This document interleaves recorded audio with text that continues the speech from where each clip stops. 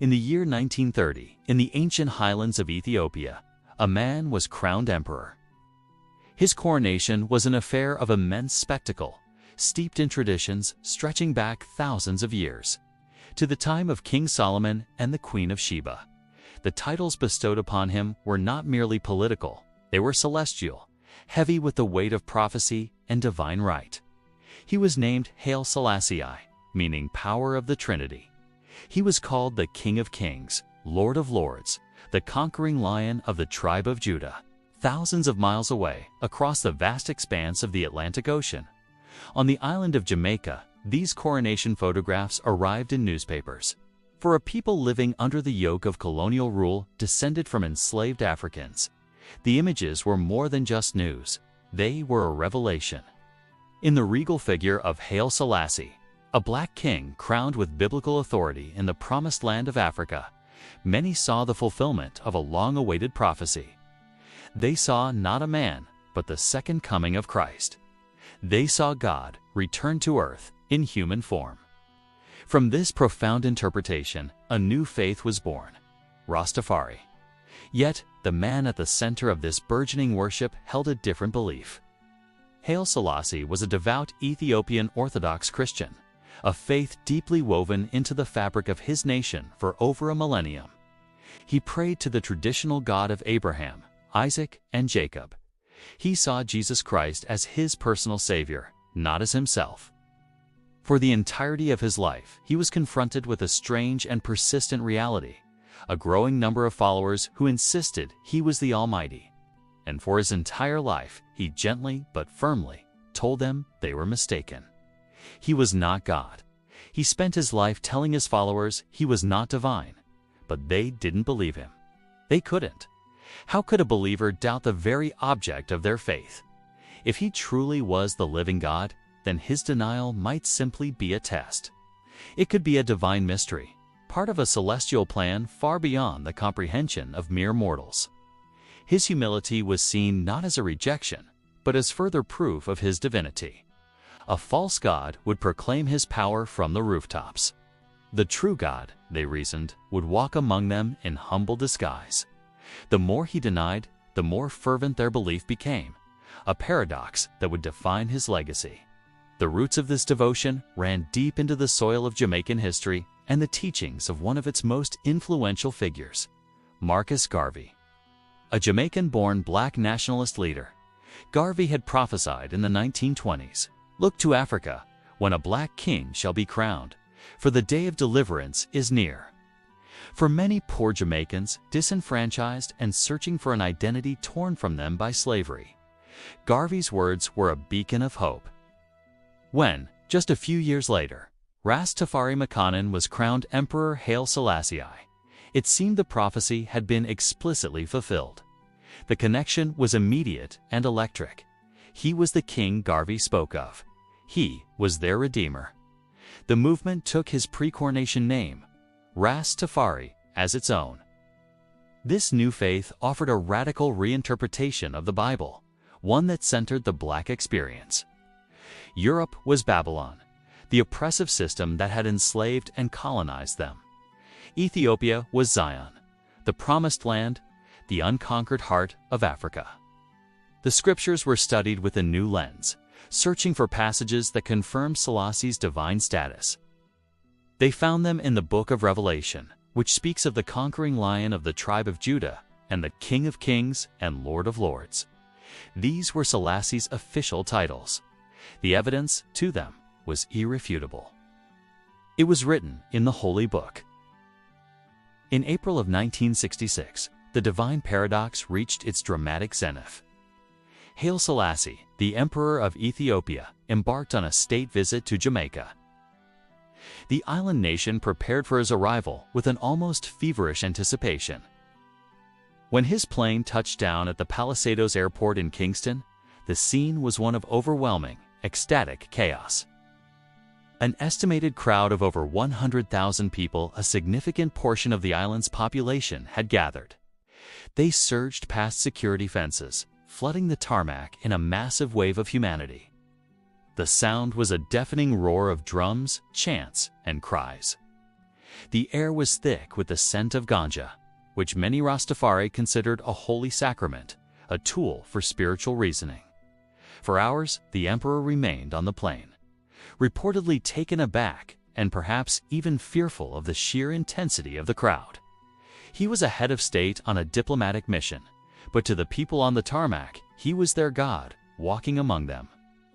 Finally, a prominent Rastafari elder, Mortimer Plano, was brought aboard to help negotiate a peaceful disembarkation. When Selassie finally appeared at the top of the aircraft stairs, a hush fell over the crowd, followed by an eruption of emotion. Thousands wept openly. Many fell to their knees in prayer. They saw a miracle made manifest. The prophecies were true. Their God, the Black Messiah, had come to them in their land of exile.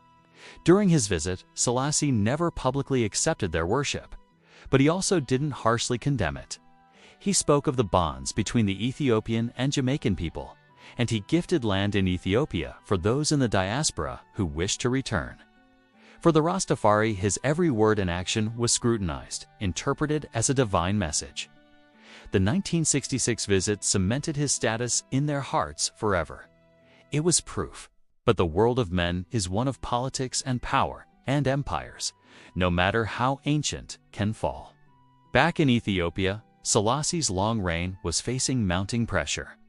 Decades of feudal tradition were clashing with the modern world. Famine ravaged the countryside in the early 1970s, a crisis his government was accused of hiding and mismanaging. Discontent grew within the military and among the student population who saw the emperor as an autocrat, a symbol of an archaic system that was failing its people. In 1974, a creeping coup began. A Marxist-Leninist military junta known as the Derg systematically dismantled the emperor's power. They arrested his officials, seized control of the media, and placed him under house arrest within his own palace. The Lion of Judah, the King of Kings, was a prisoner. On August 27, 1975, the Derg made a stark announcement to the world.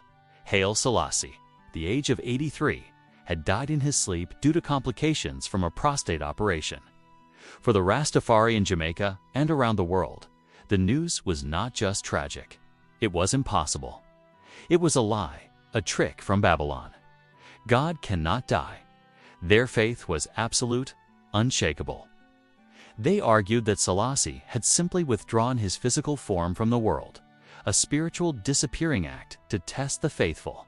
They believed he had gone into hiding or had ascended to a spiritual plane from where he would soon return in glory to lead his people to the promised land. To accept his death was to renounce their entire belief system. Many refused. They kept the faith, insisting that Jah, their God, lived. For years, the official story of his death was all that was known, but rumors of a more sinister end persisted. After the Derg regime was itself overthrown in 1991, the dark secrets of its reign began to surface. Former officials of the junta came forward with testimony. They revealed that the emperor had not died of natural causes. He had been murdered. Evidence eventually led investigators to a concrete slab beneath a toilet in the grounds of the imperial palace. There, buried in an unmarked grave, they found the remains of a small, elderly man. Dental records confirmed the grim discovery. It was the body of Haile Selassie. The investigation concluded that he had likely been smothered with a pillow in his bed on the orders of the Derg's leadership. His body disposed of in the most humiliating way imaginable, an attempt to erase not just the man but the symbol. The conquering lion had been secretly slain and buried beneath a latrine. The discovery and subsequent reburial of his remains in 2000 presented the Rastafari faith with its greatest challenge. The physical proof was undeniable. The bones were real. Yet, faith is not always a matter of physical proof. For many, the news changed nothing. The body was just a vessel. The spirit of Jah, the divine essence they had worshipped in Haile Selassie, was eternal. The murder was simply the ultimate act of Babylon's wickedness, a crucifixion of their modern-day Christ. It did not signify an end, but a transition. Today, the Rastafari movement has nearly 1 million followers worldwide. Its influence on global culture, particularly through the music of Bob Marley, is immense. The colors of the Ethiopian flag, red, gold, and green, are a universal symbol of resistance and black pride. And at the heart of the faith, the belief remains. They still see Haile Selassie as God incarnate. They still await his return to orchestrate the final judgment and lead the righteous to a repatriated life in Zion. The story of Haile Selassie is a profound and unsettling meditation on the nature of faith, identity, and divinity. It's the story of a man, an emperor, an African icon, who was burdened with a godhood he never asked for. He was a devout Christian who became the Messiah for a new religion. It is the story of a people who, in their search for a liberator, saw God in the face of a king and refused to let him be anything less. This is the religion that will not let its Messiah be human.